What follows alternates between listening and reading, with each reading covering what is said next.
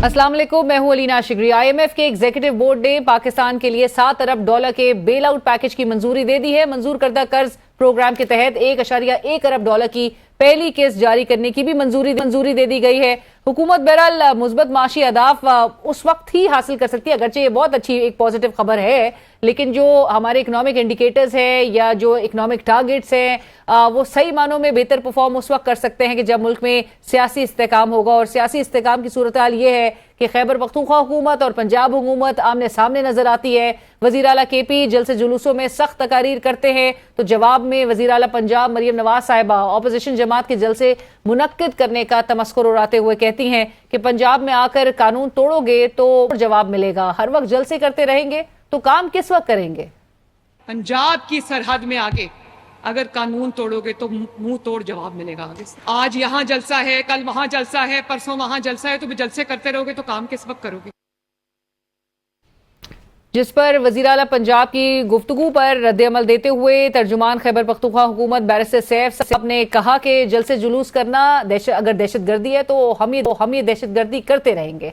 हुकूमत की नाज़रीन महाजर आई महज सिर्फ ऑपोजिशन के साथ ही नहीं, हुकूमत अदलिया के सामने भी सफारा नजर आती है। मखसूस नशिस्तों के फैसले के बाद ये सूरत हाल मजीद गंभीर हो गई है। ये फैसला फुल कोर्ट की जानिब से दिया गया और इसकी नफी करना, इसकी एक ब्लेटेंट इसकी डिफायंस जो है वो पूरी सुप्रीम कोर्ट की नफी करने के मुतरादिफ है।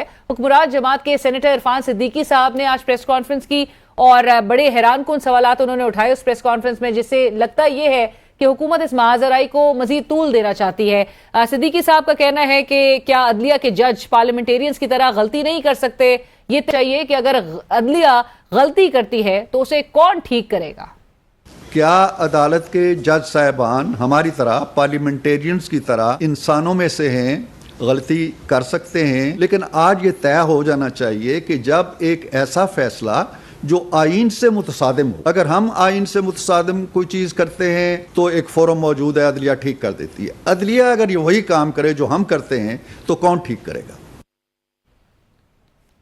और नाज़रीन, बात करते हैं साबिक वज़ीर आज़म और बानी PTI इमरान खान साहब की, जिन्होंने आज अडियाला जेल में साफियों से गैर रस्मी गुफ्तगू की और कहा कि सुप्रीम कोर्ट में जो हो रहा है वो गैंग ऑफ 3 को तौसी देने के लिए किया जा रहा है। गैंग ऑफ 3 की तौसी की वजह से सारा मुल्क दाव पर लगा है। हुकूमत सारी अदलिया को तबाह करने पर तुली हुई है। अगले चीफ जस्टिस की तकर्री का फौरी ऐलान किया जाए। जस्टिस मंसूर अली शाह की मुकम्मल हिमायत करते हैं। फ्रॉड इलेक्शन को दबाने के लिए इनको अपने जजेस चाहिए। 8 फरवरी के इंतखाबात को पूरी दुनिया ने फ्रॉड इलेक्शन करार दिया। सबसे ज्यादा धांधली ज़दा इलेक्शन की तारीफ चीफ जस्टिस करते हैं। चीफ जस्टिस काजी फैज ईसा इंसाफ नहीं होने दे रहे। उन्होंने हमारा इंतखाबी निशान तक ले लिया था। चीफ इलेक्शन कमीशनर को पता है कि उस पर आर्टिकल 6 लगेगा, इसीलिए फ्रॉड इलेक्शन को दबाया जा रहा है। और नाज़ी प्रोग्राम में इस वक्त हमें ज्वाइन करें एजाज एहसन साहब, नीज नो इंट्रोडक्शन सीनियर माहिर आइन और कानून। एजाज साहब अस्सलाम वालेकुम, बहुत शुक्रिया हमें ज्वाइन करने के लिए। एजाज साहब, गुफ्तगू का आगाज इस बात से कि आज वो डॉन का एडिटोरियल भी बड़ा इंटरेस्टिंग था, पॉइंट ऑफ नो रिटर्न और क्वेश्चन मार्क एक दिया गया। तो ये तयन कौन करेगा कि अदालती फैसला कॉन्स्टिट्यूशन के मुताबिक है या कॉन्स्टिट्यूशन आइन से मुतसादिम है? ये तो एक चिकन एंड एग वाली, मुर्गी और अंडे वाली कहानी है जो हर अदालत में चल रही है, हर मुल्क में चल रही है। इंडिया में, ब्रिटेन में, अमेरिका में और यहाँ पाकिस्तान में भी। अब ये एक लो लेवल पे अंडरलाइंग फिलॉसफी पे ये जजेस बात करते रहते हैं और जजमेंट्स में कुछ ना जिक्र करते रहे। और ये आज की कंट्रोवर्सी नहीं है, बहस नहीं है, पुरानी है। ये उसी तरह है जिस तरह कोई पूछे कि अंडा पहले आया जिससे मुर्गी पैदा हुई या मुर्गी पहले आई जिसने अंडा पैदा किया। अब यहाँ ये इस तरह है कि पार्लियामेंट कहती है हम लॉ बनाते हैं, जुडिशरी कहती है आप बनाएं, उसकी तशरीह हम करेंगे। पार्लियामेंट कहती है हमने आपकी तशरीह को इसमें रद्द कर दिया, नहीं अमेंडमेंट। जुडिशरी कहती है लेकिन आप हमारी जुडिशल पावर नहीं ले सकते, you can take away our जूरिसडिक्शन। जूरिसडिक्शन आप ले सकते हैं, पर जुडिशल पावर जो है विच इनहेयर्स in the court irrespective of वो कोर्ट छोटा है बड़ा, वो कोर्ट ही इसलिए है कि उसने जुडिशल पावर एक्सरसाइज करनी है। लिहाजा उसने जुडिशल पावर का सबसे इम्पोर्टेंट ये پوائنٹ ہے کہ وہ جو بھی اس کے سامنے تحریر آئے یا درخواست آئے وہ اس پہ عدالت ہی مجاز ہے یہ فیصلہ کرنے کے لیے کہ یہ موضوع ہے اس کسی جورسڈکشن میں کہ نہیں. اور یہ چاہے آپ اس کا آؤسٹر کلاز کیوں نہ ہو, آپ لکھیں not standing anything contained in any judgment of any court including the supreme court and the high court, this will happen. اب عدالت کہے گی کہ ویدر یو کین اس سے دس ول ہیپن, یہ اختیار عدالت کے پاس تھا کہ وہ دس ول ہیپن کی اجازت دے دیتا. تو عدالت ہی تشریح کرے گی کہ ہماری جورسڈکشن بھی ہے کہ نہیں. سو اس میں ایک جو پرابلم یہ ہے, ویسے تو ایک یہ سننے والی بات ہے, ایک امریکن جج نے یہ فیصلہ دیا تھا, وہ وہاں بھی چل رہی تھی یہ 1920 میں کہ کون یہ فائنل اتھارٹی کون ہے, کانگریس یا سپریم کورٹ. تو سپریم کورٹ نے یہ کہا آپ ہمیں کہتے ہیں کہ ہم غلطیاں بھی کرتے ہیں, انسان ہیں, بالکل کرتے ہیں, وی آر ناٹ انفیلیبل, ہم یہ نہیں کہ ہم غلطی نہیں کرتے. یہ وہ کہنے ان کے ورڈز تھے, we are final, the final court, آخری حرف, not because we are infallible, اس لیے نہیں کہ ہم کبھی غلطی نہیں کرتے تو ہم نے فائنل کورٹ بنایا, but we are infallible because we are the final court, the final judgment. اس کے بعد ججمنٹ میں نے غلط کر دیا تو وہ غلط ہی چلے گا. تو we are not final because we are inflammable. اس لیے نہیں کہ ہم غلط فیصلے نہیں کرتے, اس لیے ہم فائنل نہیں, ہم اس لیے فائنل ہیں کیونکہ ہمارے بعد کوئی اوپر دنیاوی عدالت ہی نہیں ہے. اب یہ ہمیں سمجھنا چاہیے, یہ سمجھنے کی بات ہے. تو اعزاز صاحب ہمارے بے توقیر کرنے جی ہم بے توقیر کرنے چلے ہیں سپریم کورٹ کو. اور 26ویں ترمیم, یہ جو آئیڈیا ہے of a federal constitutional court, یہ ہم نے ایکسیپٹ کیا تھا. I was one of the framers of the وہ charter of democracy in May 2006 in London, اور بی بی کے ساتھ بیٹھ کے, اور رضا ربانی اور اپنا یہ سینیٹر تھے سندھ کے, بڑے بی بی کے ساتھ, اور بڑا معروف شخصیت, پر پتہ نہیں کیوں میں سے. اچھا, اب ہم 3 ممبرز تھے, ادھر سے احسن اقبال تھے, اور تھے غوث علی شاہ صاحب, اور ایک اور تھے. ہم نے اس پہ بڑی بحث کی. ہم نے ایک کانسیپٹ دیا تھا کہ کانسٹیٹیوشنل کورٹ ہو جو صرف کانسٹیٹیوشن میٹرز کرے, کیونکہ کانسٹیٹیوشنل میٹرز میں ساری کورٹ عدالت الجھی ہوتی ہے, اور دوسرا لوگوں کے 20 سال سزا نہیں ہو رہی ہوتی. لیکن ہم نے اس کو کس طرح بنانا تھا, یہ جو بنانے کا طریقہ ہے, اس سے میں سمجھتا ہوں کہ اس پہ غور ہونا چاہیے. اور یہ بجائے یہ کہ راتوں رات پاس ہو یہ 26th امینڈمنٹ, اس کو لائیں آپ ہاؤس میں, اور دونوں ہاؤسز میں اس پہ بحث ہونے دیں, کیونکہ یہ بہت اہم امینڈمنٹ ہے, اور اس میں بہت ساری چینجز سجیسٹ کی گئی ہیں. بہت ساری ایسی چینجز ہیں جن کا کوئی مطلب سمجھ نہیں آتا. جی, اور جس طرح ابھی بھی, اور آپ نے جس طرح سے کہا کہ چارٹر آف ڈیموکریسی کی جو ایسنس ہے پرہیپس, اور جو پرپس تھا, جو آج جو کچھ نظر آ رہا ہے کیا یہی پرپس ہے؟ کیونکہ چارٹر آف ڈیموکریسی پہ اب جتنا زور دیا جا رہا ہے اور کہا جا رہا ہے کہ جی یہ انفنشڈ ایجنڈا ہے، اس پر عمل درآمد کرنا ہے، لیکن اس کی ان شکوں کو، ان پوائنٹس کو جو ہے نظر انداز کر دیا جا رہا ہے بڑا بلیٹنٹلی، چاہے وہ ہارس ٹریڈنگ یا فلور کراسنگ سے متعلق بھی باتیں ہو، وہ تو بالکل کمپلیٹلی اگنور کرتے ہوئے وہ نکات اٹھائے گئے ہیں. اور جس طرح سے جمہوری جو اس وقت ہمیں ادارے نظر آ رہے ہیں، اگر اسٹیٹ آرگنز اسی طرح سے ایک دوسرے کی ڈومین میں انٹرفیئرنس کریں یا ان کی انڈیپینڈنس کو انڈرمائن کریں، کیا یہی پرپس تھا چارٹر آف ڈیموکریسی کا بھی؟ کیا اسی طرح سے غیر جمہوری عناصر جمہوری طاقتوں کو چلائیں گے، اور جس پر جمہوری طاقتیں جو ہیں ان کو خود کہنا پڑے ہم مجبور ہیں؟ کیا اسی پرپس کے لیے چارٹر آف ڈیموکریسی جو ہے وہ بنایا گیا تھا؟ نہیں، اس کے لیے نہیں تھا. اور اس میں پاکستان کی پارلیمنٹ کی باقاعدہ سپریمیسی تھی. اور اس میں میں اس پہ آتا ہوں کہ اس سے کیا ہوا اس سی او ڈی سے. پر اب وہ جب جہاں تک سی او ڈی کا تعلق ہے، سی او ڈی کو تو لے ڈوبے نواز شریف صاحب خود.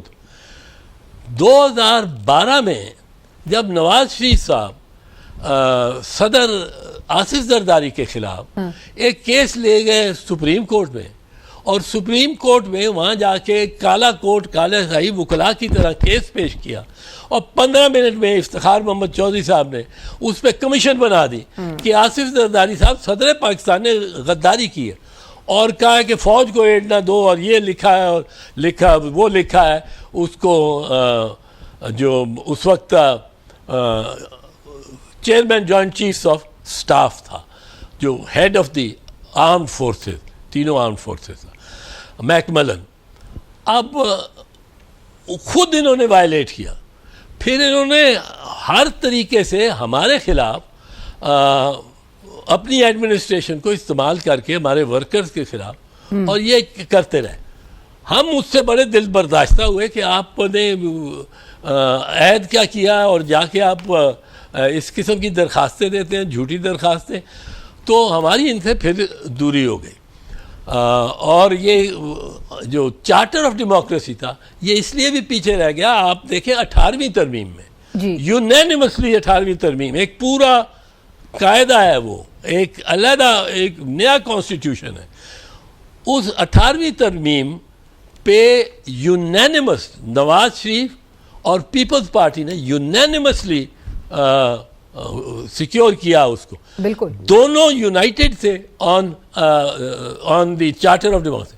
اس میں کیوں نہیں لے کے آئے؟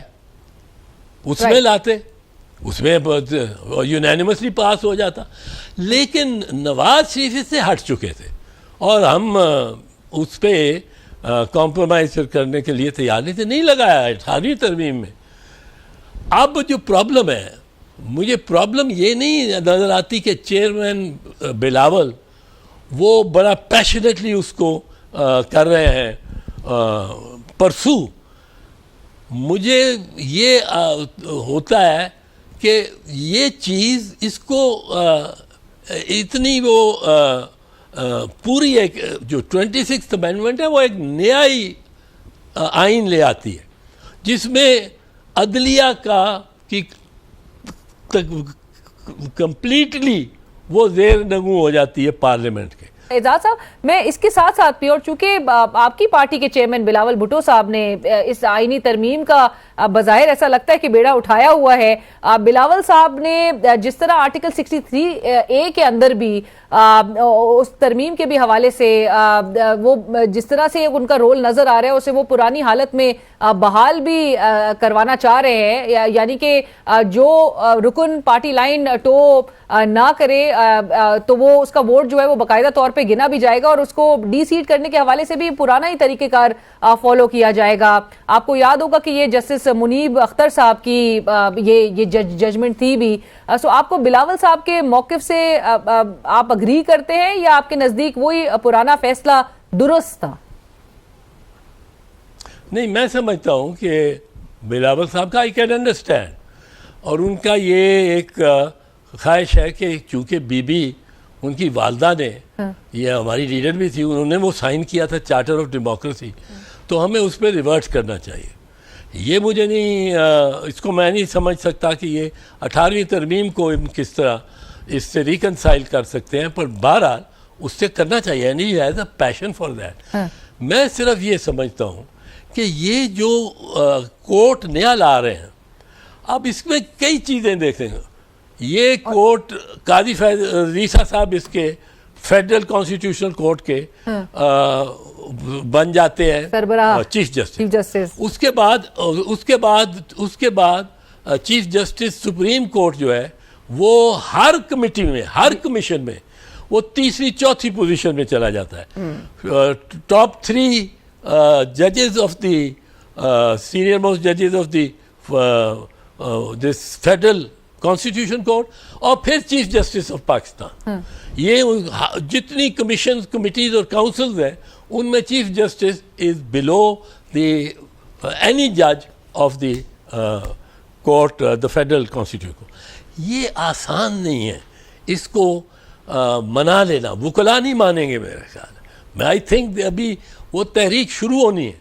اور دوسری بات یہ ہے کہ یہ ایک پیشن ضرور ہے، اینڈ آئی کین انڈرسٹینڈ ہم اینڈ آئی شیئر ود ہم. میں تو I am one of the authors of the جنہوں نے ڈرافٹ بنایا of the charter for democracy, charter of democracy کا. اب اس دوران میں وہاں تھا، بی بی نے مجھے لاہور سے بلایا لندن. 11 مئی کو، 14 مئی کو یہ سائن ہوا اور آئی جوائنڈ دا آتھرز. اب اس وقت ٹھیک ہے جو پوزیشن ہے، جی میں صرف یہ کہتا ہوں کہ اس پہ ڈبیٹ ہونے دیں. بالکل اس کو سیکریٹلی نہیں لا سکتے. رائٹ. بٹ اور اس پہ کھلی 2 مہینے چلے، 6 مہینے چلے. 18ویں ترمیم پہ ڈبیٹ جو ڈسکشن ہوئی among 29 senators and MNAs، وہ 29 کی ایک کمیٹی بنائی تھی رائٹ جوائنٹ ہاؤسز نے. انہوں نے کوئی 6 مہینے کے 8 مہینے اس کی ایک ایک کلاز کو کنسیڈر کیا. پھر وہ پارلیمنٹ میں گئی. اور اس طرح اس کو یوں سیکریٹلی لانے کے لیے یہ دیر پا نہیں ہوگی. پھر یہ it may not even see the light of day. کیونکہ ابھی میں بتا رہا ہوں، ابھی ریزسٹنس باہر سڑکوں پہ وکلا کی صورت میں. وکیل کوئی نہیں بیٹھ سکتا اتنی عدالت کی تو بے توقیری دیکھتے ہوئے. رائٹ. اور وکلا کی تحریک کا ایک ایلیمنٹ ہے جس نے بالکل. اور آپ نے جس طرح سے کہا کہ یہ ایک ڈیبیٹ کے لیے یہ پیش کیا جانا چاہیے، آپ کو کیا لگتا ہے اور کیا توقعات ہیں ایون نوجوانوں سے، نوجوان نسل سے، اور وہ تمام لوگ جن کو آپ انسپائر کرتے ہیں، جن کو آپ نے انفلوئنس کیا ہے، آپ کو لگتا ہے کہ وہ اپنے حق کے لیے یا اپنے جو انہیرنٹ رائٹ ہے to be governed by the constitution, وہ باہر نکلیں گے؟ میں نے کسی کو انسپائر کیا ہے کہ نہیں کیا، I don't know, but I lead the lawyers movement consistent over 2 years، اور آرمی چیف واز پریزیڈنٹ. جب ہم نے شروع کی مارچ 2007 ٹو مارچ 2009، جس دن چیف جسٹس ریسٹور ہوئے تب ہم گھر گئے. تو یہ 2 سال ایک سسٹین کرنا موومنٹ، ہر قسم کی ایکٹیویٹی اس میں کرتا تھا اور کراتا تھا، کال دیتا تھا. ایک بلیک فلیگ ویک تھی، ہم نے سب بازاروں میں بلیک فلیگ اڑوا دیے اور ساری بار ایسوسیشن میں. تو اس قسم کے وہ، یہ میں سمجھتا ہوں جو ہمارا نوجوان وکیل ہے وہ اس وقت بہت پریشان ہے، بہت تڑپ رہا ہے.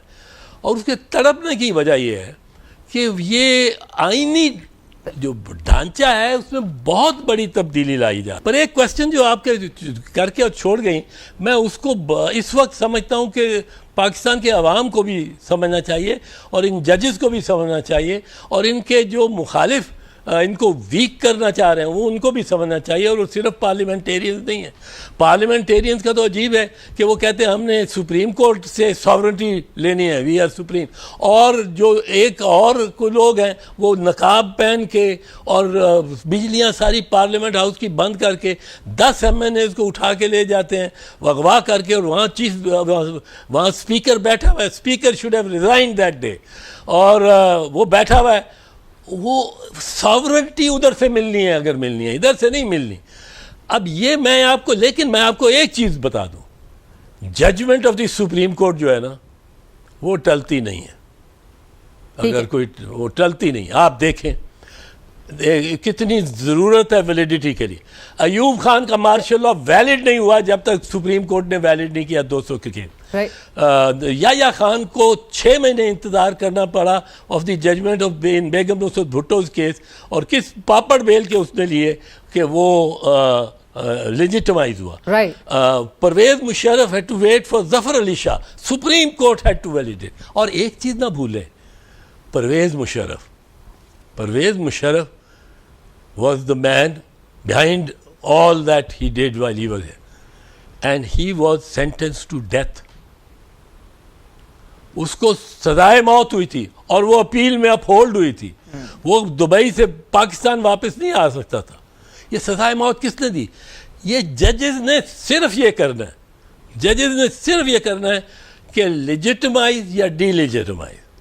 انہوں نے صرف یہ فیصلہ کرنا ہے کہ یہ غلط ہے یا یہ صحیح ہے. اگر یہ کہتے ہیں کہ یہ غلط ہے، وہ غلط رہے گا، اس کو کوئی پادری آ کے نہیں ٹھیک صحیح نہیں کر سکتا. اعزاز صاحب بریفلی بس مجھے کلوز کرنے کا کہا جا رہا ہے، مجھے صرف یہ بتا دیجئے کہ آج چیف جسٹس صاحب کی تحریر کردہ آج ایک فیصلہ بھی سامنے آیا، اور وہ بلوچستان کے کانسٹیٹوئنسی سے متعلق تھا، اس کی دوبارہ گنتی سے متعلق، اور جس میں چیف جسٹس صاحب نے یہ کلیئرلی یہ بات مینشن کی ہے کہ جو فارم 45 ہے، فارم 47 ہے اعزاز صاحب، اب اس کی ریکاؤنٹنگ کے معاملے کے حوالے سے فارم 45 اب کوئی حیثیت نہیں رکھتا. کسی حلقے کی اگر ریکاؤنٹنگ کا فیصلہ کرنا ہو تو اس میں فارم 45 کی کوئی اہمیت نہیں ہوگی.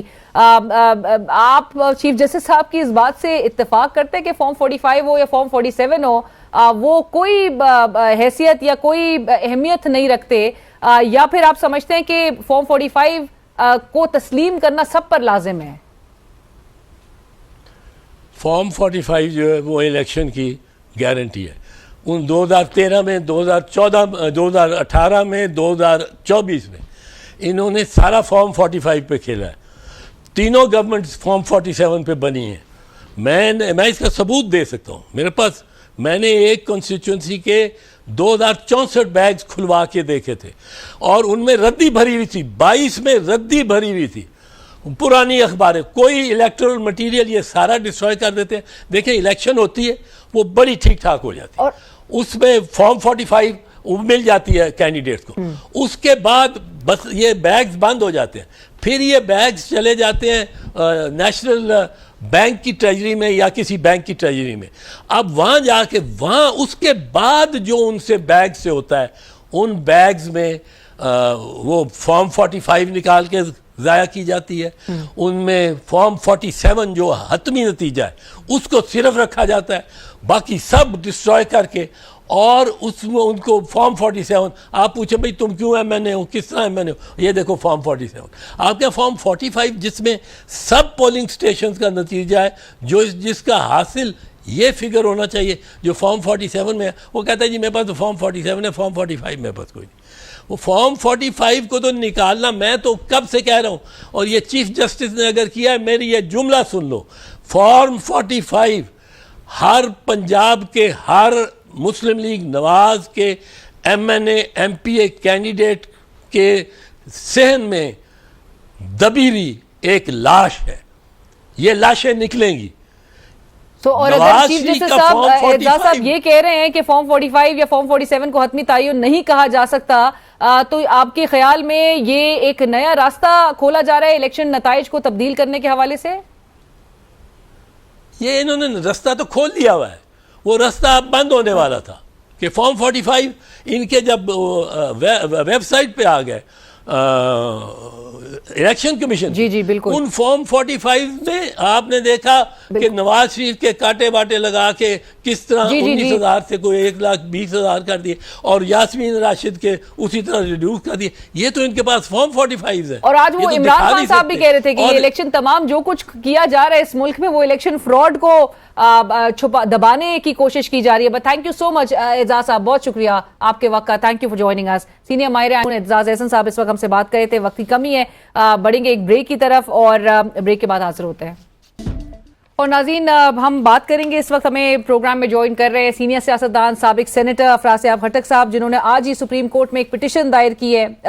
ان سے اس درخواست کے حوالے سے جانیں گے، کیونکہ supreme court practice and procedure act کے حوالے سے جو ہم نے آرڈیننس دیکھا اوور دا ویکینڈ، جو ہم نے ڈیولپمنٹ دیکھی، اس سے متعلق آلریڈی بڑی ایک بحث چھڑ چکی ہے اس کے آنے کے بعد.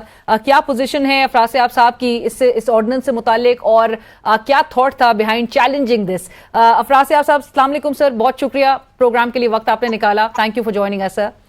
سر سب سے پہلے تو اسی پٹیشن سے متعلق، it's a very detailed petition, اور آپ نے آج یہ باقاعدہ طور پہ سپریم کورٹ میں دائر ہو چکی ہے، جس میں ماضی کے تمام انسٹنسز جو ہیں اس کا حوالہ بھی دیا گیا ہے، کس طرح سے جو انڈیپینڈنس ہے of the and the functioning of judiciary, how it impacts all citizens, justice کے حوالے سے بھی مینشن کیا گیا. It should not only be done but also it must be seen to be done, اور تمام انسٹنسز کا بھی حوالہ کوٹ کیا گیا ہے، جو کہ جسٹس قاضی فائز عیسیٰ کی جو پوزیشن ہم نے دیکھی ہے اوور دا ایئرز.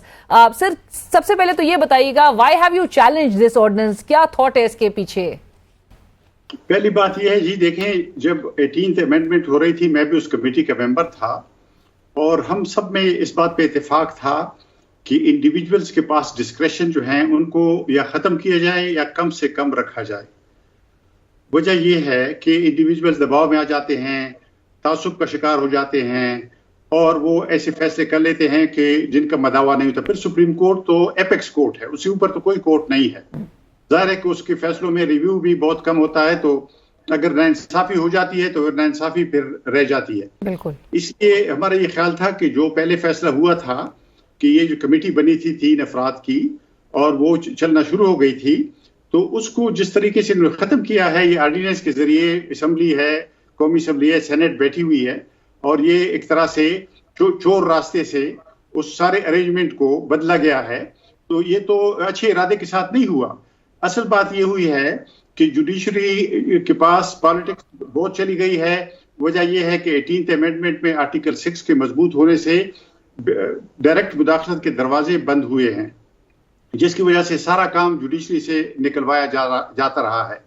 اور اسی لیے ہم نے دیکھا ہے کہ politics has been judicialized and judiciary has been politicized. Power politics میں پڑ گئی ہے جوڈیشری. تو اصل میں پھر عوام کا کیا بنے گا؟ جو غریب لوگ ہیں ان کی درخواستیں نہیں لگیں گی. اور ہم سب ایک طرح سے صرف قاضی فائزی صاحب نہیں، اس سے پہلے بھی ہم چیف جسٹسوں کی امریت ڈکٹیٹرشپ کی ڈسے ہوئے ہیں. جیسے میں نے آج کیا اس میں ہے پٹیشن میں کہ ہم نے ایک درخواست ڈالی ہے 2019 میں action in aid of civil power regulation کے خلاف، جو 5 سال سے پینڈنگ ہے، 5 سال سے. اور ابھی قاضی فائزی صاحب جب آئے تو ہم نے ایک اور درخواست ڈالی ارلی ہیئرنگ کے لیے، تو کوئی اس کی سنوائی نہیں ہوئی. اور یہ 50-60 ملین لوگوں کے رائٹس کا سوال ہے، ہیومن رائٹس کا سوال ہے، کوئی ذاتی کیس نہیں تھا. لیکن دیکھیں نا، جو عوام کے حقوق کی بات ہوتی ہے اس کو کوئی سننے کو تیار نہیں ہوتا. تو کمیٹی میں تو کم از کم ایک امید پیدا ہو جاتی ہے کہ 3 بندوں میں سے کوئی ایک تو ایسا ریزنیبل بندہ ہو جائے گا جو شاید تھوڑی بہت اس بات کا احساس کرے گا. اسی لیے نے درخواست کی ہے کہ یہ جو ارینجمنٹ ہوئی تھی اس کو چوری سے بدلا گیا ہے اور غلط میلافائڈی انٹینشن کے ساتھ بدلا گیا ہے. رائٹ. بٹ خٹک صاحب، جو کچھ اس وقت ہو رہا ہے، اور آپ کیا بہرحال امید رکھتے ہیں اس درخواست تو آپ نے دائر کی ہے، اس کی یہ فکس ہو پاتی ہے، کب تک ہو پاتی ہے؟ And you very right when you سے کہ صرف 2% کیسز جو ہے جو عوام کے that reach supreme court of Pakistan, باقی حال جو ہے وہ آپ کے سامنے، عوام جس طرح سے رول رہی ہوتی ہے اپنے کیسز کو لے کے. آپ کو کیا امید نظر آ رہی ہے سر؟ اور جو کچھ اس وقت ملک میں ہو رہا ہے، جس طرح سے معاملات کو چلایا جا رہا ہے، جس طرح سے قانون سازی کی جا رہی ہے اور جتنے ہیسٹ میں کی جا رہی ہے، پھر لیجسلیٹرز جو ہیں وہ ہمیں یہ بھی کہتے ہوئے نظر آئیں کہ ہم مجبور ہیں، چاہے ان کی باغ ڈور جو ہے وہ کسی اور کے ہاتھ میں نظر آ رہی ہو. آپ کو لگتا ہے کہ this is like a perfect stage for anarchy? دیکھیے جی، عدلیہ کا بازو مروڑا جا رہا ہے. اسلام آباد ہائی کورٹ کے ججوں کی چٹھی جو ہے، لیٹر جو انہوں نے لکھا تھا، وہ ہمارے سامنے ہے. بالکل ایسا لیٹر ہے، اس کی کیوں تحقیقات نہیں ہوئی؟ یعنی اگر کسی کا خیال ہے کہ وہ غلط ہے تو تحقیق کر کے بتائیں نا کہ وہ غلط ہے. لیکن اگر صحیح ہے تو وہ تو بہت سیریس بات ہے. اسی طرح سے آپ نے دیکھا کہ یہ ابھی جو بل کی بات تھی, آئینی تبدیلی, آئینی امینڈمنٹ کی ترمیم کرنے کے بل کی بات تھی, تو دیکھیے اس میں آپ نے دیکھا, یعنی مجھے تو ایسے نظر آ رہا ہے کہ جو ڈی فیکٹو اور ڈی جور کے درمیان کنفلکٹ ہے, اس میں کوشش یہ ہو رہی ہے کہ جو ڈی فیکٹو کے کنٹرول کے میکینزمز ہیں اس کو ڈی جور میں انجیکٹ کیا جائے. سارا کھیل یہ ہے. اب ایک پارٹی جو ہے وہ پیچھے ہٹی ہے, وہ کامیاب نہیں ہوئی, تو اب دوسری پارٹی آگے آئی ہے. لیکن میں سمجھتا ہوں کہ عوام دیکھ رہے ہیں, ساورن عوام ہیں, اور وہ غور سے دیکھ رہے ہیں کہ کون کیا کردار ادا کر رہا ہے. جو جمہوریت کے دعوے کرتے ہیں وہ ان کو ثابت کرنا ہوگا, ورنہ آپ نے دیکھا ہے کہ لوگ کس طرح پھر لوگوں کو مسترد کرتے ہیں الیکشنز میں. پر خٹک صاحب, آپ کو کیا نظر آ رہا ہے, یہ قانون سازی اور نمبرز نہ ہونے کے باوجود بھی یہ کلیم کرنا کہ ہم یہ امینڈمنٹ لا کے رہیں گے یا آئینی عدالت جو ہے وہ بن کر رہے گی, یہ معاملات کو کیا اس طرف پش کر دیں گے کہ جہاں سے بالکل ایک پوائنٹ آف نو ریٹرن پہ ہم, یا معاملات آپ کو لگتا ہے کہ آ چکے ہیں, اینڈ ڈو فور سی کہ لوگ باہر نکلیں گے ان آرڈر ٹو بی, مطلب ان کی جو ایک پروٹیسٹ ہے to be governed by the constitution, اور جہاں پہ ہمیں 2 سال میں جو حال نظر آ رہا ہے کہ کانسٹیٹیوشن کو جس طرح سے وائلیٹ کیا جا رہا ہے یا کورٹ آرڈرز کو ماننے سے انکار کیا جا رہا ہے ہو, اور یہ کہا جا رہا ہو کہ جی آئین سے متصادم ہے, اس قسم کے حالات آپ کو کہاں لے کے ملک جاتے ہوا دکھائی دے رہے ہیں؟ دیکھیے جی, جہاں تک پیریفری کے تعلق ہے, پیریفری از بوائلنگ. آپ دیکھیں نا بلوچستان, آپ دیکھ لیں پختونخوا, اس میں فاٹا, پرانا فاٹا جو تھا, اور یہ جنوبی اضلاع کی بات آپ دیکھ لیں, اور گلگت بلتستان دیکھ لیں, ایون کشمیر دیکھ لیں کہ جس طرح لوگ اٹھ کھڑے ہوئے ہیں. اب پنجاب میں بھی حرکت نظر آ رہی ہے. آپ دیکھ رہے ہیں کہ لوگ مہنگائی, بے روزگاری, ان چیزوں سے لوگ تنگ آ گئے ہیں اور لوگ باہر نکل رہے ہیں. تو یہ جو ان کا خیال ہے کہ یہ سب کچھ, یعنی وہ جو ڈی فیکٹو ہے اس کو ڈی جورے بنا لیں گے, اور جو کنٹرول ہینڈلز ہیں وہ آئین کے اندر ڈال لیں گے. میں سمجھتا ہوں لوگوں کو ویجیلنٹ رہنا ہوگا, کیونکہ لگتا ایسے ہے کہ آئینی عدالت اور اس طرح کی چیزوں کے پردے میں اس طرح کی اور ترامیم لائی جائیں گی جس میں ایک طرح سے جو کنٹرول ڈیموکریسی ہے وہ اور کنٹرول ہو جائے گی. لیکن میرا نہیں خیال ہے کہ لوگ برداشت کریں گے. میں نے جیسے عرض کیا, آپ نے دیکھا پختونخوا میں تو بڑے پیمانے پہ لوگ نکلے ہیں, جس طرح سے بنو میں ہوا, لکی مروت میں ہوا, سوات میں ہوا, ہر ضلع میں ہوا ہے. بلوچستان میں بھی آپ نے دیکھا کہ اگست میں کتنی بڑی تحریکیں ہمارے سامنے چلی ہیں جو خواتین کی سربراہی میں. تو پنجاب میں بھی میں سمجھتا ہوں کہ جلسے جلوس پر انہوں نے پابندیاں لگائی ہیں, لیکن میں سمجھتا ہوں کہ لوگ نکلیں گے تو ساری پابندیوں کو اڑا دیں گے. عوام کے سامنے کون ٹھہر سکتا ہے؟ ایبسولوٹلی. اور خٹک صاحب, جس طرح سے معاملات, اور آئیڈیلی تو آئین و قانون کے مطابق ہی چلانے چاہیے, لیکن اگر طاقت کے زور پر جس طرح سے معاملات کو لے کر آگے بڑھا جا رہا ہے, سو یہ ایک سچویشن جو ہے وہ مزید آپ کہہ رہے ہیں, اور عوام جو ہے وہ کب تک برداشت کریں گے. لیکن ابھی تک بہرحال خٹک صاحب یہی نظر آ رہا ہے کہ عوام کی جو سے ہے یا عوام کی جو رائے ہے اس کو انڈرمائن نہیں کیا جا رہا ہے انڈرسٹینڈ کرنے کے بجائے. سو آنے والے ٹائمز میں آپ کو سچویشن کہیں کسی سولوشن کی طرف جاتی ہوئی نہیں دکھائی دے رہی, آپ کو ایک اناکی کی سچویشن ہی نظر آ رہی ہے. جی ایسے ہے کہ اصل میں جو میجر سیاسی پارٹیاں ہیں بدقسمتی سے انہوں نے بہت برے طریقے سے سرنڈر کیا ہے, اور ایک طرح سے وہ اپنے پاور کے لیے, اور پاور بھی کیا پاور ہے, یعنی نام کی پاور ہے, یعنی حقیقی پاور تو ان کے پاس کہاں ہے. لیکن بہرحال انہوں نے ایسے کمپرومائزز کیے ہیں جس کی قیمت ان پارٹیوں کو سیاسی قیمت ادا کرنی ہوگی, کیونکہ لوگ جو ہیں وہ دیکھ رہے ہیں, جیسے میں نے عرض کیا, لوگ سمجھتے بھی ہیں, لوگ پڑھے لکھے نہیں ہوں گے, لیکن ظاہر ہے کہ ان کی زندگی کی تجربہ ہے, پھر اکانومی کے جو حالات ہیں, اور میں اب یقین سے کہہ سکتا ہوں کہ امریت جو ہے اس کو لوگ برداشت نہیں کریں گے. اور ہم نے دیکھا ہے سخت سے سخت نظام بھی دیکھے ہیں. ایوب خان کا مارشل لا مجھے یاد ہے, جنرل ضیاء الحق کا مارشل لا مجھے یاد ہے, جنرل مشرف کا مارشل لا ہم نے دیکھا ہے.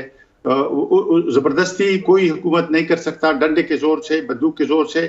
حکومتیں عوام کی مرضی سے چلتی ہیں, رضامندی سے, اور اس کے لیے الیکشن بہترین طریقہ ہے. لیکن الیکشن پر ڈاکہ ڈالا گیا ہے, بجائے اس کے کہ اس کو ریکٹیفائی کیا جائے, اس کی انویسٹیگیشن ہو, اس پر پردہ ڈالا جا رہا ہے, اور اس کے لیے اس کو ڈیفلیکٹ کرنے کے لیے نئے ایشوز لائے جا رہے ہیں. اور میں اس کا ایک ایگزامپل ایک انسٹنس کوٹ کر دیتی ہوں اور آپ کا بلکہ کامنٹ اس پہ بڑا انویلیوبل ہوگا.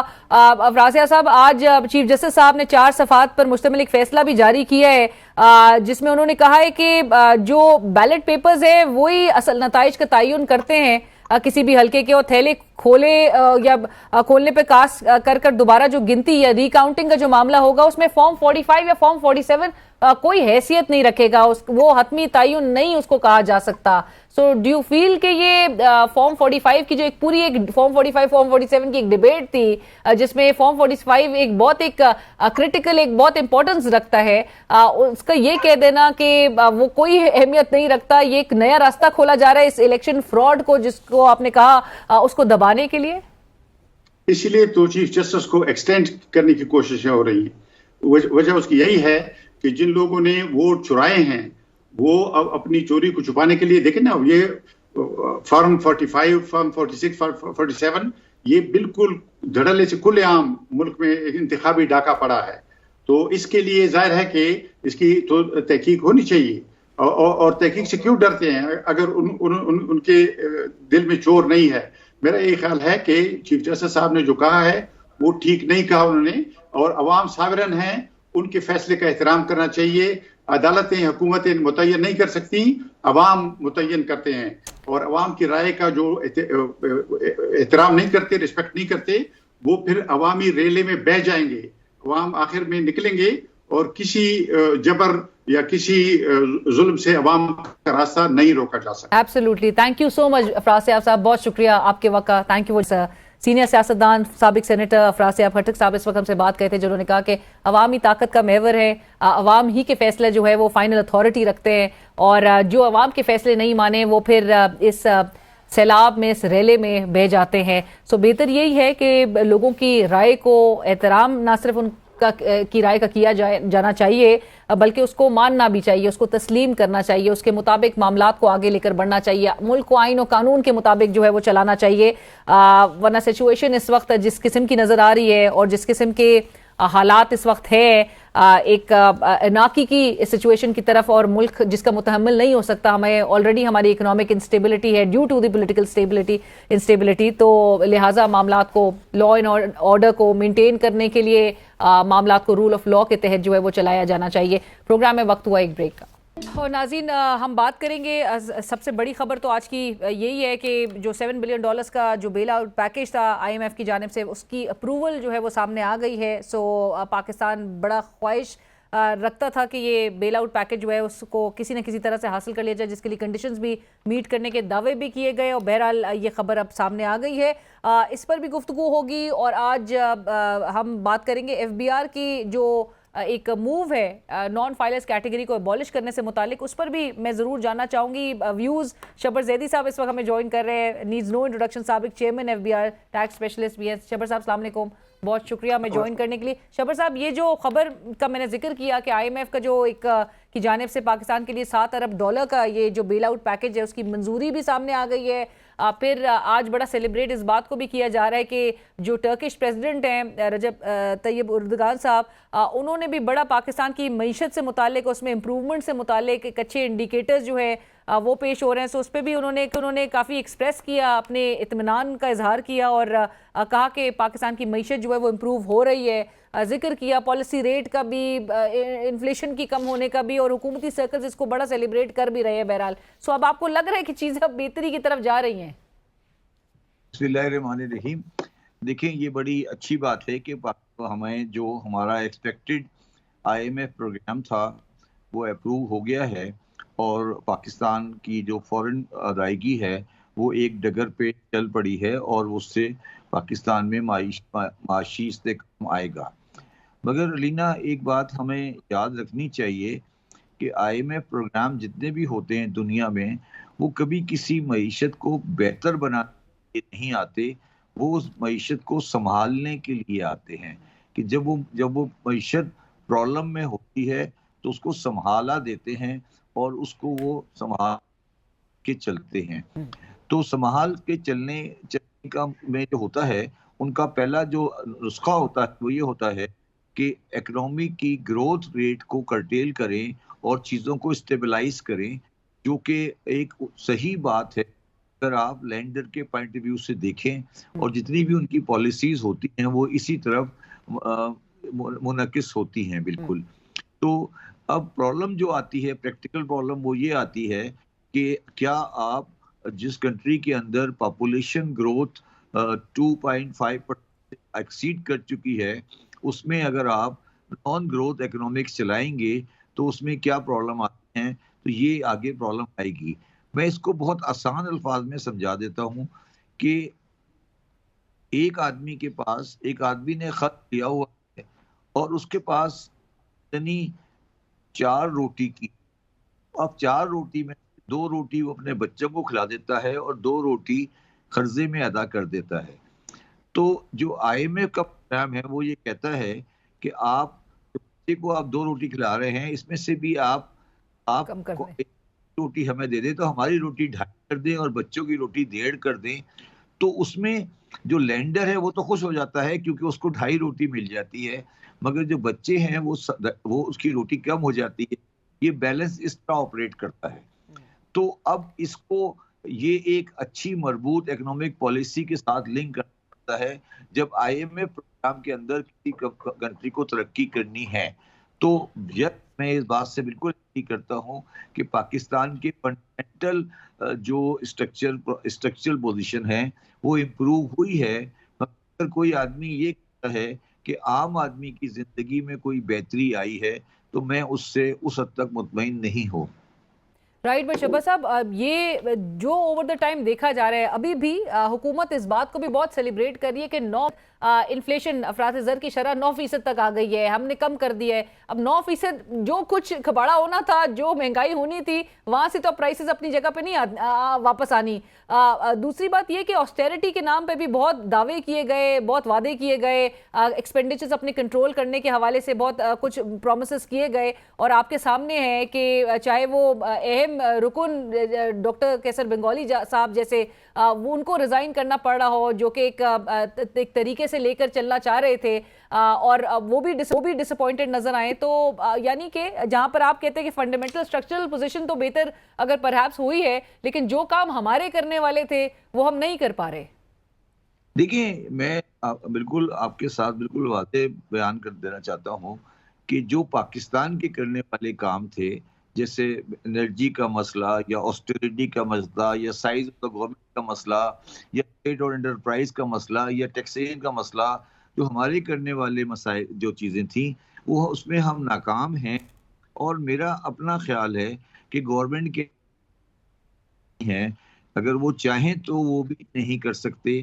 تو اس لیے اس پہ میں بہت پہلے بات کر چکا ہوں کہ جس معاشرتی ڈھانچے میں اور جس عمرانی ڈھانچے میں پاکستان آپریٹ کر رہا ہے، اس میں یہ ملک ترقی نہیں کر سکتا. آپ کو بنیادی تبدیلیاں کرنی پڑیں گی. آپ کو اسلام آباد کا سائز سبسٹینشلی کم کرنا پڑے گا اور اسلام آباد کو چھوٹا کرنا پڑے گا، اور آپ کو اپنے ہمسایہ ملکوں کے ساتھ ٹینشن ختم کر کے وہاں پر تجارت شروع کرنی پڑے گی. آپ کو ایران انڈیا پائپ لائن شروع کرنی پڑے گی. جب تک آپ یہ بڑے بڑے کام نہیں کریں گے تو آپ پاکستان میں کوئی بنیادی تبدیلی کی کوشش، اگر آپ سمجھتے ٹھیک ہے انفلیشن آ گئی، نیچے ہو گئی، یہ میں پچھلے 40 سال سے یہ ساری کہانیاں سن رہا ہوں، مگر پاکستان کی معیشت اپنی جگہ پہ کھڑی ہے. کوئی ہمیں لانگ ٹرم اسٹیبلٹی انویسٹمنٹ بھی نہیں نظر آ رہی. یس، میں یہ بات ضرور کہنا چاہتا ہوں کہ سپٹمبر 2023 سے سپٹمبر 2024 بہتر ہے. یہ میں اس سے ڈس ایگری نہیں کرتا، مجھے ایگری کرنا چاہیے. بٹ یہ جو ساری چیزیں ہیں اس کو ٹرانسلیٹ کر عام آدمی کی زندگی میں کس طرح جاتا ہے، یہ ابھی بہت لمبا سفر، اور یہ سفر ہمیں خود کرنا ہے. اس میں کوئی رول آئی ایم ایف کا نہیں. اس میں IMF کا رول نہیں ہوگا، اور آپ نے جس طرح سے کہا کہ IMF صرف آپ کے ملک کو ایک سنبھالا دینے کے لیے، دیگر ممالک کو سنبھالا دینے کے لیے ان کی معیشتوں کو موجود ہے. بٹ شبر صاحب، مجھے یہ بھی FBR کے سے ریلیٹڈ جو خبر سامنے آئی گزشتہ روز، جو ایک ڈیسیشن سامنے آیا کہ جو نان فائلر کیٹیگری ہے اس کو ابولش کرنے جا رہے ہیں. سو آپ اس موو کو کیسے دیکھتے ہیں؟ کیونکہ آلریڈی آپ کا ایک آپ کی سرٹن ایک پوزیشن ہے اس پہ، اور جو FBR کی یہ موو ہے کہ 15 مزید ویریس پینلٹیز جو ہے وہ نان فائلرز کے اگینسٹ امپوز کی جائیں گی، آپ کو لگتا ہے یہ کامیاب ہو سکے گی؟ دیکھیں علینا، یہ جو آج میں نے پڑھی ہے کہ نان فائلر کیٹیگری ختم کی جا رہی ہے، مجھے اس سے زیادہ خوشی کی چیز کی نہیں ہوئی. میں پچھلے 25 سال سے کہہ رہا ہوں کہ نان فائلر ایک غلط کیٹیگری ہے. آپ ایک چور کو کہہ رہے ہیں کہ آپ چور نہیں ہیں، آپ گرا کٹ ہیں، یا آپ ڈکیت ہیں. آپ کا نام چور نہیں ہے، کل سے آپ کا نام ڈکیت ہوتا ہے.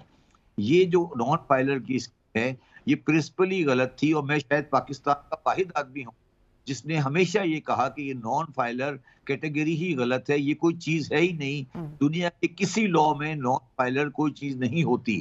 آپ یہ کہہ رہے ہو کہ مجھے ریٹرن فائل کرنی ہے، میں نہیں فائل کر رہا، میں 10 روپے زیادہ دیتا ہوں تو میرے سارے گناہ معاف ہو گئے. یہ ساری بکواس جو ہے یہ پچھلی گورنمنٹوں نے شروع کی. جب میں 2019 میں چیئرمین FBR تھا میں نے اسے ختم کر دیا تھا، مگر جب میں واپس آ گیا انہوں نے دوبارہ شروع کر دیا. یہ ان کا بڑا پرانا شوق ہے، اور اگر آپ مجھے فالو کرتی رہی ہیں، میرے لیے آج بہت زیادہ خوشی کا دن ہے، کیونکہ یہ میری 25 سالہ جدوجہد کا اس معاملے میں رزلٹ ہے.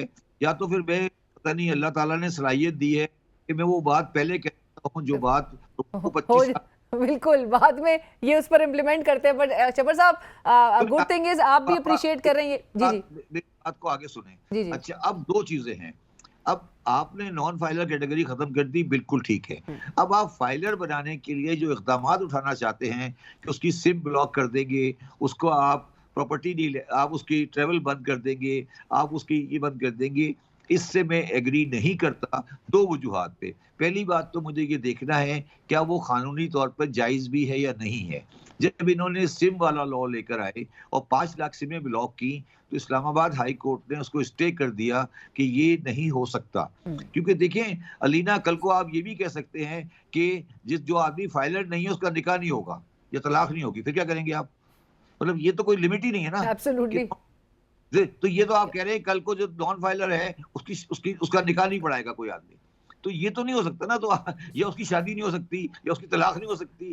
تو یہ تو آپ یہ جو آپ کہتے ہیں دنیا میں کہیں نہیں ہوتا کہ اگر آپ ریٹرن فائل نہیں کریں تو اس کی سزا آپ کی انکم ٹیکس کے لا کے علاوہ چیزوں سے ہوتی ہے. یہ میں بڑی 3-4 دن سے اس کو ڈھونڈ رہا ہوں کہ کسی اور لا میں ایسی کوئی پروویژن ہے کہ اگر میں ریٹرن فائل نہیں کروں تو میری سم بلاک ہو جائے یا میرا ایئر ٹریول بلاک ہو جائے. یہ مجھے نہیں ملا ابھی تک. سو بٹ شبر صاحب، اگر یہ پینلٹیز نہ عائد کریں تو پھر کیا راستہ یہ اڈاپٹ کر سکتے ہیں؟ آپ وہ بھی ذرا گائیڈ کریے گا کہ کس طرح سے پرسویڈ کیا جائے کہ ریٹرنز فائل کرنے کے لیے کیسے ان کو ٹیکس نیٹ میں لے کر آیا جائے. دیکھیں میری بات سنیں علینا، ٹیکس کے لیے پرسویڈ نہیں کیا جاتا، انفورس کیا جاتا ہے. ٹھیک ہے. اب آپ کے پاس بازار کھلے ہوئے ہیں، ٹھیک ہے، آپ دکانیں پہ دکان ٹو دکان جاتے جائیں، اسے پوچھیں آپ ہے یا نہیں، کرائیں اس سے، پوچھیں نا، جا کے شروع ہو جائیں انارکلی میں، دکان نمبر 1 سے شروع ہو جائیں اور دکان نمبر آخر تک چلے جائیں کہ آپ رجسٹر ہیں یا فائلر ہیں یا نہیں ہے. اگر نہیں فائلر ہے اس کو اٹھا کے اندر کر دیں، ساتھ میں ایک فوجی کی جیپ بھی لے لیں. یہ کیوں نہیں کرتے؟ یہ کون سا طریقہ ہے کہ جی آپ نان فائلر بنیں گے تو آپ کا نکاح نہیں ہوگا، آپ کی سم بلاک ہو جائے گی آپ کا؟ یہ تو غلط ہے نا. یہ کوئی، آپ بالکل نان فائلر ہیں، آپ جائیں اس دکان پر، دکان کو سیل لگا دیں. سو اگر شبر صاحب یہ انفورس نہیں کر پا رہے ہیں تو پھر تو یہ پینلٹیز بھی انفورس نہیں کر پائیں گے. تو غلط طریقہ ہے. میں آپ کو یقین سے کہتا ہوں یہ اڑ جائے گا. جس دن آپ اس کو لے کے جائیں گے کانسٹیٹیوشن کے فنڈامنٹل رائٹ میں اڑ جائے گا. فائدہ کیا ہوگا؟ آپ جائیں گے، آپ کہیں گے ٹریول نہیں کر سکتے، ٹھیک ہے، وہ جائے گا ہائی کورٹ میں اسٹے لے کے آ جائے گا، جو ابھی ہوا ہے نا. تو میں یہ کہہ رہا ہوں علینا، بات کو سمجھنے کی کوشش کریں. اچھا، اس میں تھوڑا سا آپ کو اور کلیریفائی کر دوں. دیکھیں، ایک ہوتا ہے فائلر، جس آدمی کو ریٹرن فائل کی ہے اس نے. ایک آدمی ہوتا ہے جس کو ریٹرن فائل کی ریکوائرمنٹ ہی نہیں ہے، جس کو ریٹرن فائل کرنے کی ریکوائرمنٹ ہی نہیں ہے انڈر دا لا، وہ نان فائلر نہیں ہے. اس کو ریکوائرمنٹ ہی نہیں ہے ریٹرن فائل کرنے کی تو وہ ایک الگ کیٹیگری ہے. اور تیسری کیٹیگری ہے جس کو ریکوائرمنٹ ہے, جس کو فائل کرنی ہے مگر وہ فائل نہیں کر رہا. تو ہمیں تیسری والی کیٹیگری کے اگینسٹ جانا ہے. یہ جو ایف بی آر نے کہانی بنائی تھی یہ غلط ہے نان فائلر کی. میں تو پہلے دن سے یہ کہتا ہوں کہ نان فائلر کوئی چیز نہیں ہوتی.